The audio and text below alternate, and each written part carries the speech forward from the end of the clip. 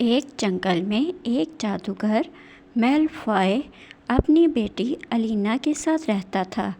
एक दिन उसको सफ़र पे जाना पड़ा तो उसने कहा, ये लो बेटी, ये मैजिकल स्टिक अपने पास रखो, इससे दूसरे लोगों की मदद कर दिया करना।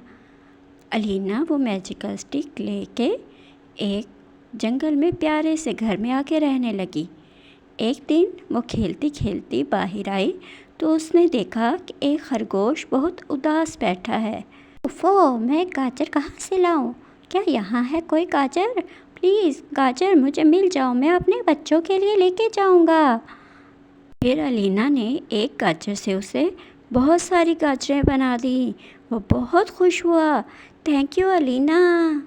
अरे जंगल वासियों, सुनते हो? वो खुशी से भागता हुआ जंगल के रास्ते पे दौड़ने लगा।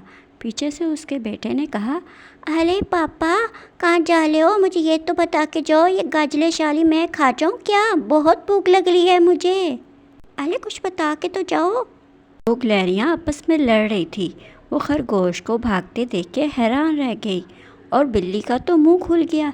मियाओ, क्या हुआ? खरगोश भाई, ऐसे क्यों भाग रहे हो? जंगल में एक मैजिकल गर्ल आ गई है, वो हम सब के मसले हल कर देगी। मैडम, अरे ये तितली कोई नहीं जा रही। अभी ठीक कर देती हूँ, ये लो। हाँ, yum yum. Thank you magical girl. अरे मैजिकल गर्ल, इसको सही बंद कर दो ना। ये लो। अभी ठीक होता है। ओ, ये तो ठीक हो गया। अरे मैजिकल गर्ल, ये पका दो प्लीज़, ये पक नहीं रहा मुझे। अभी ठीक करती हूँ। थैंक यू मैजिकल गर्ल, आप कितनी अच्छी हो। ला ला ला ला ला, एक मैजिकल गर्ल आ गई, हम मजे करेंगे, हम तो डांस करेंगे, हम तो बहुत ज़्यादा खुश हैं, हर तरफ खुशहाली आ गई है।